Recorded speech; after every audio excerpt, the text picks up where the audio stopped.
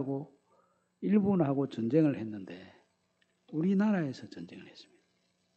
한반도에서 전쟁을 했습니다. 싸움은 저것끼리 하고 피해는 고스란히 조선이 당했습니다. 힘없는 조선의 백성들이 전쟁의 피해를 고스란히 끌어안고 살았습니다.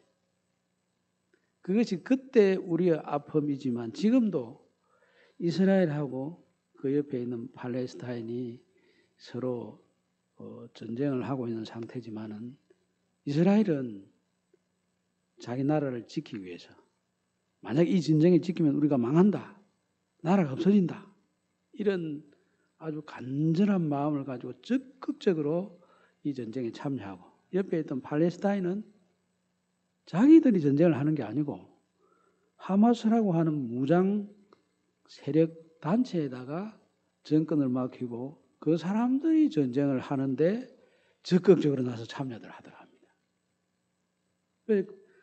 그 사람들도 물론 하마스도 피해를 입겠지만은 전쟁의 피해는 고스란히 팔레스타인 사람들이 다 뒤집어 쓰고 있습니다. 그뿐 아니라 이 레바논도 마찬가지입니다. 레바논도 그 나라가 지금 전쟁터가 되어 있는데 이스라엘하고 헤즈볼라하고 싸움을 하는데 레바논이 피해를 입는 거예요. 왜 그런 현상이 생겨나느냐? 자기 나라에 대해서, 자기가 살고 있는 이 터전에 대해서 적극적으로 참여하는 참여자가 아니라 관찰자로 혹은 방관자로 서 있기 때문에 당하는 그런 안타까운 일들입니다. 사실 우리가 어떤 그 사역에 혹은 어떤 모임과 공동체에 활력을 얻기 위해서는 적극적인 참여자가 정말 중요합니다. 방관자나 혹은 관찰자는 장래에 잘 못하면 이 조직의 암덩어리가 될 수 있습니다. 그것 때문에 우리가 어떤 해가 우리에게 찾아올지 알 수가 없습니다. 우리 몸에도 보십시오. 아무 역할도 하지 못하는 그런 신체 조직은 결국 그게 약해져서 무슨 일이 생기든지 아니 그것을 통해서 약한 그것을 통해서 병이 쳐들어오게 되어 있습니다. 모임도 마찬가지고 교회도 마찬가지고 나라도 마찬가지입니다. 근데 이것을 벗어나게 하는 일이 참 어렵습니다. 관찰자인데, 방관자인데, 방청하는 사람인데 이 사람이 방청객이 아닌 적극적으로 참여하는 참여자로 만드는 것이, 말은 그렇게 하면 좋겠다, 당연하다 생각이 되지만은 그렇게 만드는 것은 쉬운 일이 아닙니다. 그렇게 되면 얼마나 좋겠습니까? 지금 팔레스타인 같은 경우도 그 국민들이 적극적으로 우리나라를 지켜야 되겠다, 우리나라는 우리가 지켜야지, 이 마음 가지고 하마스 너 나가라, 우리나라가 우리가 지켜야지, 너희들이 와서 왜 이렇게 우리나라를 짓밟느냐 하고 들고 차면은 그 나라가 희망이 있을 겁니다. 그런데 여전히 좀 더 잘 안 해주나, 더 잘 안 해주나, 그래가지고는 희망이 없지 않겠습니까? 아무리 약해도 좀 우리가 뭔가를 해야 되겠다 하는 그 주관이 뚜렷해야 되는데 이 주관이 없다는 것이 참 위험합니다. 그런데 여기 이제 오늘 말씀에도 보면 이사야도 제일 처음에 자기 민족에 대해서 관찰자 역할을 했습니다. 그래서 이 민족을 들여다보니 이 우리 민족의 희망이 너무 없다. 특히 예배 드리는 것을 보니 이 사람들이 손에 피가 가득하면서 하나님 앞에 예배한다고 예배를 드리는데 그 예배하는 모습을 보니까 예배가 아니라 그 마당만 밟고 가는 그것밖에는 더 이상 의미가 없다, 이렇게 봤습니다. 그리고 자기 민족을 자기가 하나님 앞에서 검사가 되어서 고발하는 그런 일을 이사야가 했습니다. 그런데 이 이사야가 자기 친족 중에서 왕으로서 아주 훌륭하게 역할을 했다고 생각되는 우시야 왕이 죽을 때 큰 충격을 받았습니다. 우시야 왕은 유다의 10번째 왕이었습니다. 사람은 16살 때 왕이 되어가지고 52년간 역할을 했습니다. 재위기간이 52년이니까 얼마나 그 영향력이 컸겠습니까? 그런데 이분이 재위를 하는 동안에도, 나라를 다스리는 동안에 일도 잘했습니다. 부국강병이라고 하지 않습니까? 북쪽에서 그 당시에 가장 잔인하다고 알려져 있는 아수르가 쳐들어오는 것을 미리 대비를 해서 방비를 다 해놓은 사람이 이 우시야 왕입니다. 농사를 지어야 우리가 살 길이 있다. 먹는 거 없이 우리가 어떻게 살아나냐 해서 농사 짓는 것도 일대 계획을 해가지고 아주 농사가 잘 되는 그런 정책을 써서 경제적으로도 굉장히 융성하도록 만든 사람이 우시야 왕입니다. 그러니까 나라가 잘 됐습니다. 경제도 잘 되고 국방도 잘 되고 하여튼 나라가 잘 됐는데 이렇게 너무 잘 되다 보니 이 왕이 교만해져 가지고 이제 내가 할 수 없는 일이 뭐가 있나? 내가 손대는 거는 다 된다. 이런 생각을 하고 하나님 앞에 예배를 드리는데 제사장이 해야 될 일을 그거 제사장만 할 수 있는 나도 왕인데 얼마든지 할 수 있다. 이렇게 하고 제사장이 드려야 되는 이 분향을 자기가 직접 나서서 분향하려고 했습니다. 그런데 제사장들이 신앙이 있지 않습니까? 임금님 그렇게 하면 안 됩니다. 다른 건 다 할 수 있지만 이거는 하나님께서 예배를 드릴 때는 하나님께서 정한 사람들이 하나님의 방법대로 하나님 앞에 예배를 드려야지 인간의 방법으로 인간이 하고 싶은 대로 예배를 드리면 예배 안 됩니다. 이건 분향하는 일은 제사장들이 맡은 일이니 이거 이렇게 분향하면 큰일 납니다. 그렇게 하는데도 필요 없다고 하고 자기가 나서가지고 하다가 하나님께서 바로 그 자리에서 벌을 내리셔가지고 나병이 자기에게 들었습니다. 나병이 들게 되면 나병 든 사람은 그 당시에는 이것이 아주 굉장한 전염병으로 생각되었기 때문에 분리를 시켰습니다. 그러니까 이 사람이 더 이상 왕의 역할을 하지 못하고 저 벨궁에 가서 그 병 때문에 그렇게 지내다가 죽었습니다. 그게 남의 이야기 같으면 뭐 그렇구나 이렇게 하는데 이 죽은 이 우시야 왕이 이사야 왕하고는 아마 사촌 정도 된다고 해요. 사촌 정도. 사촌 행주는 되는 사람이 이랬는데.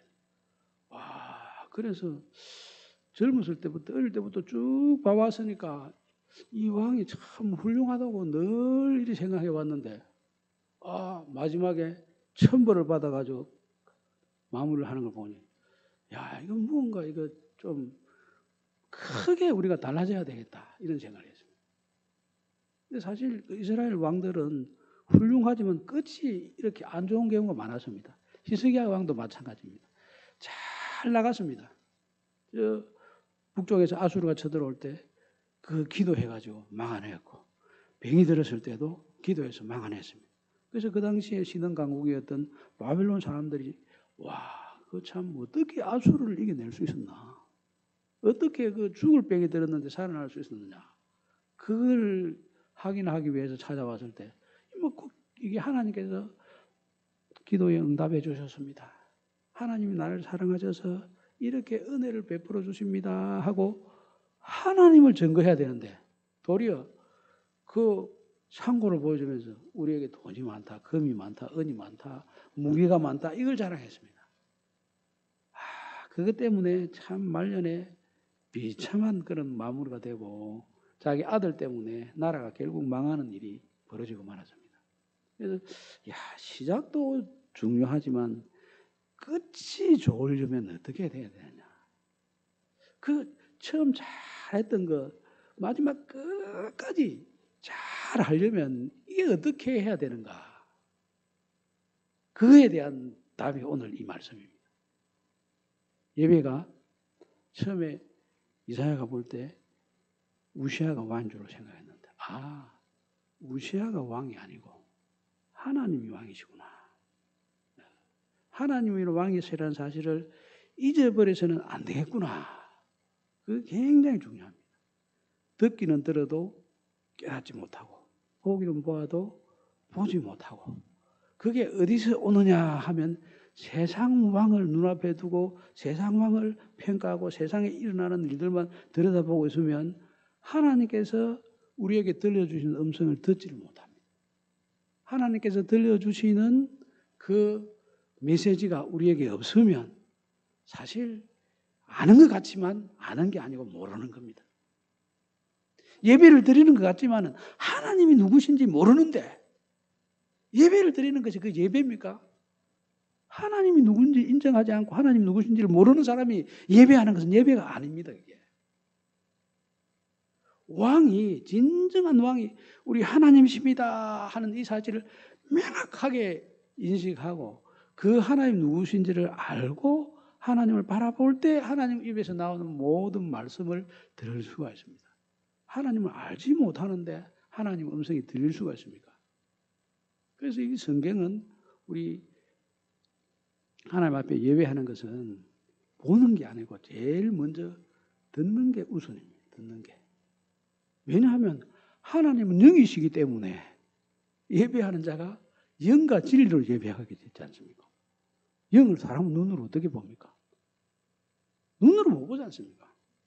눈으로 보고 예배하는 것이 먼저가 아니고 먼저는 귀가 열려서 하나님을 누구신지 아는 것입니다.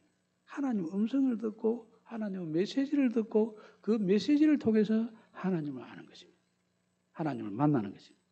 여기 보면 제일 처음에 이사야는 하나님의 말씀을 들어서 전하던 사람인데 이제 진정한 예배가 무엇인지 하는 그 모델을 하나님께서 보여주시는 것을 보게 됩니다. 지금은 땅에서 예배 드리는 거 보고 야 이거 예배 아니다. 주인은 소는 그 주인을 알고 나귀들도 그 주인의 구유가 어디인지를 아는데 주인도 알고 자기가 있어야 될 자리도 가축들도 다 아는데 너희들은 이스라엘은 알지 못하고 깨닫지 못한다. 하나님 누구신지도 모르고 하나님 누구신지 모르니 당연히 예배하는 것도 손 엉터리를 할 수밖에 없고 사는 것도 엉터리로 살 수밖에 없고 자기 마음대로 사는데 그게 뭐 죄 짓는 일이지 그게 어떻게 하나님을 기쁘시게 하고 이웃을 사랑하는 그런 삶이 될 수 있습니까? 진정한 삶은 하나님을 아는 데서부터 출발해야 되는데 그게 하나님을 모르는 데서 이런저런 이야기를 하는 것은 사람의 여러 가지 잡다한 이야기일 뿐이지 진정으로 사람이 생명을 얻고 또 다른 사람에게 생명을 주는 그런 메시지가 될 수가 없습니다.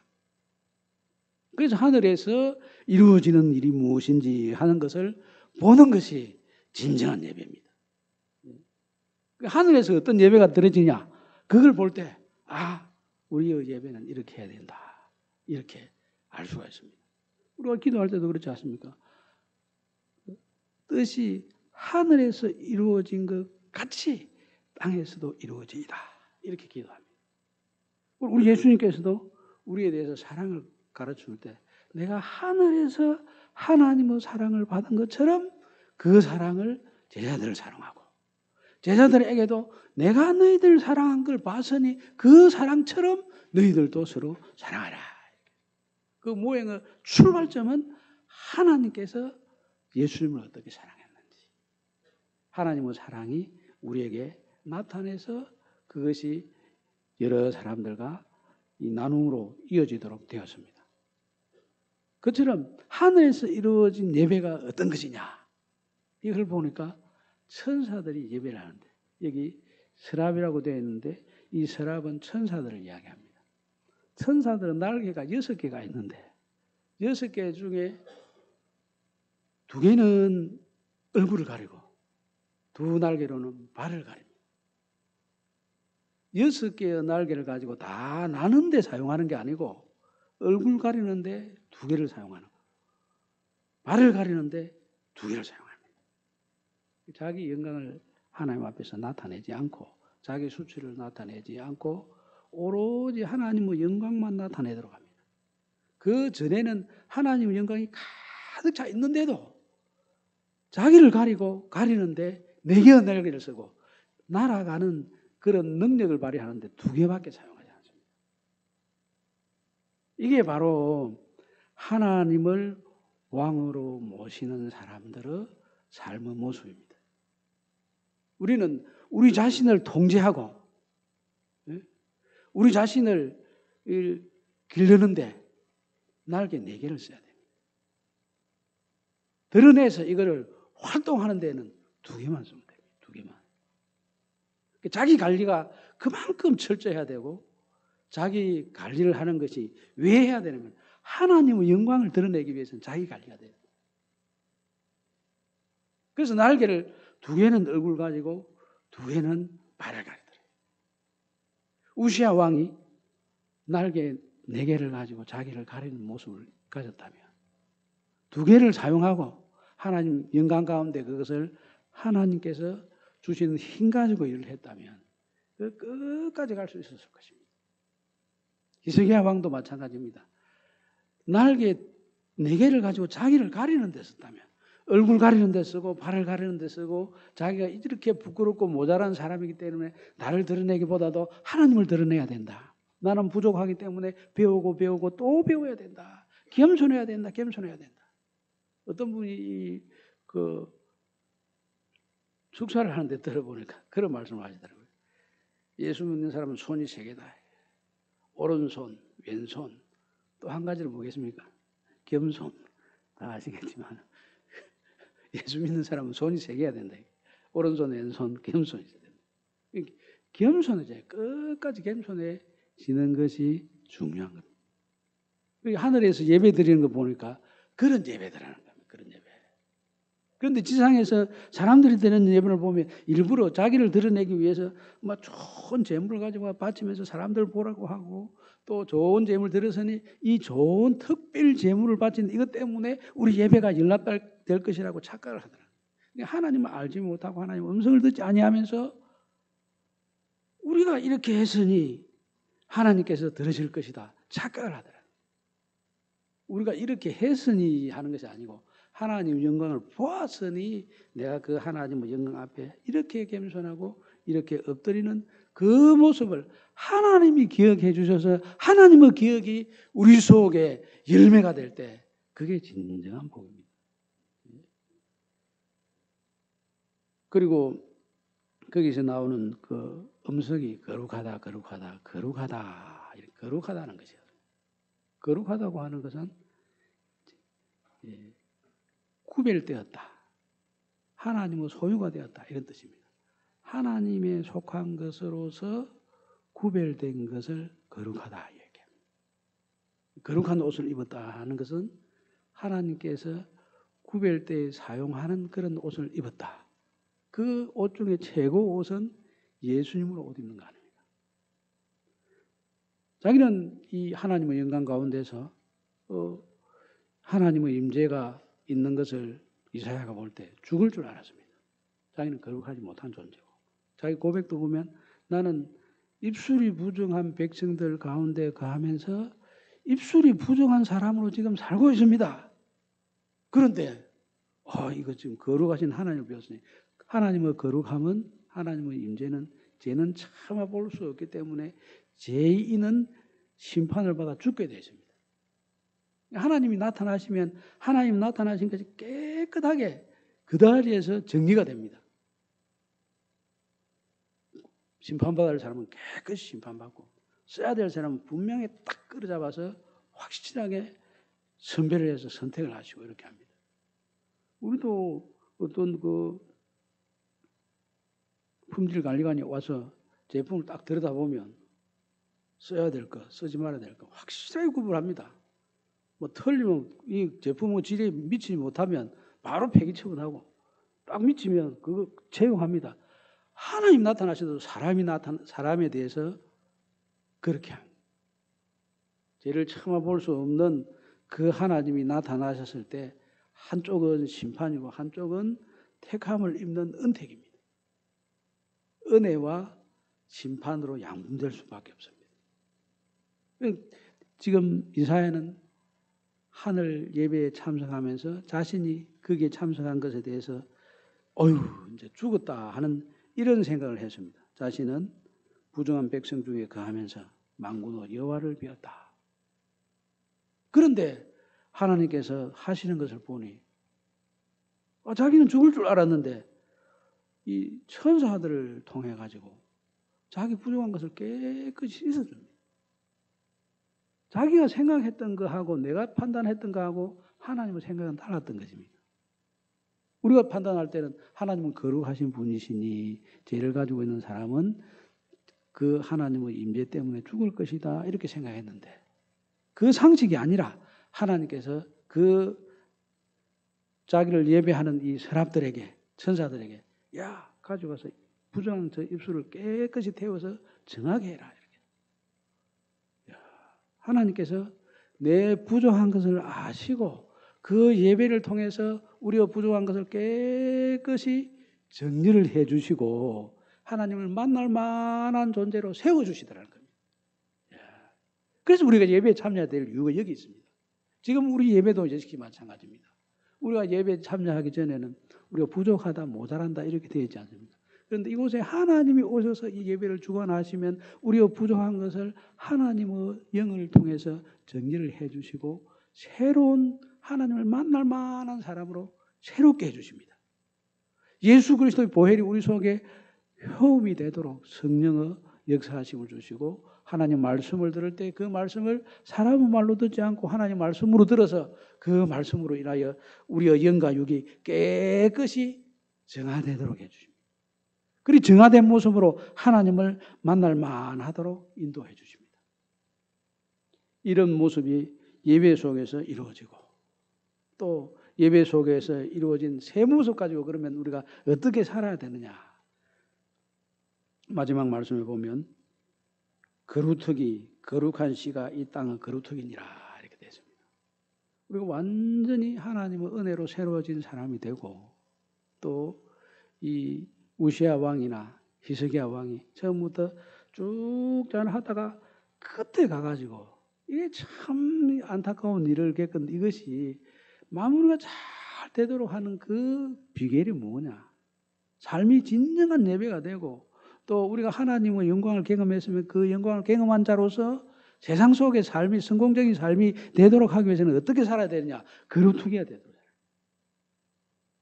거루터기에 대한 이야기를 간단하게 우리 예수님의 말씀을 가지고 이야기하면 예수님께서 거루터기라는 삶이 어떤 삶이냐 하는 것을 이렇게 말씀하셨습니다. 내가 진실로 진실로 너희에게 이르노니 한 알음이 땅에 떨어져 죽지 아니하면 한 알 그대로 있고 죽으면 많은 열매를 맺느니라. 자기의 생명을 사랑하는 자는 잃어버릴 것이요 이 세상에서 자기의 생명을 미워하는 자는 영생하도록 보존하리라. 이와 같은 은혜를 하나님 앞에 입었다면 은혜 입은 그 복을 가지고 하나로 썩어지는 밀알이 되라는 겁니다. 썩어지는 밀알이 되면 이런 거루터기가 되면 나도 살고 역사도 살고 후손들도 삽니다. 히스기야가 하나를 거루터기가 되었다면 어떻게 되겠습니까? 뭐 역사를 가정하면 안 되지만은 히스기야가 자기 삶이 하나로 썩어지는 밀알로 마무리되었어야 됩니다. 우시야 왕이 끝까지 잘 되려면 하나님 누구신지를 알고 예수님처럼 하나로 썩어지는 밀알이 되었으면 자기도 살고 가족도 살고 후손도 살고 이스라엘도 살고 유다도 산다는 겁니다. 우리 마찬가지입니다. 우리 예수 믿고 복을 받았으면 이 복을 어떻게 써야 됩니까? 복 많이 받았다고 히스기야처럼 자랑해가지고 혹은 우시야처럼 자랑해가 눈물이 들립니까? 아니면 예수님처럼 하나로 밀알이 되어서 세상을 살리는 이 놀라운 일을 하는데 하나님의 기관이 되겠습니까? 우리 모든 성도들이 하나로 밀알이 되어서 하나님께 예배한 이 힘과 은혜가 그렇게 우리 주변 모두를 새롭게 하는데 쓰임받게 되는 그런 은혜가 하나로 밀알이 되어서 점점 위로 옆으로 곳곳으로 퍼져나가게 되기를 우리 주님의 이름으로 축복합니다. 아멘. 지금 다 함께 일어서셔서 하나님을 만나면 끝난 것이다 찬양하겠습니다.